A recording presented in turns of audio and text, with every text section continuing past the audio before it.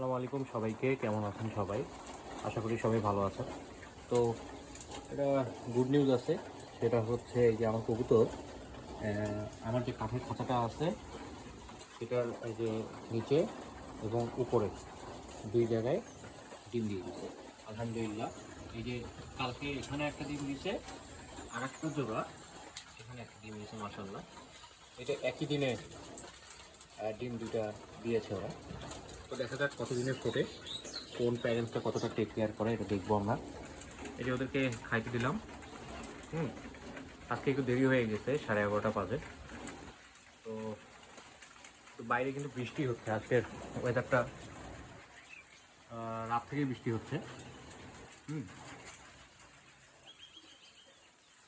আর আমার এই কবুতরের বাচ্চাটা এই যে মাশাআল্লাহ বড় হয়ে গেছে অনেকটা।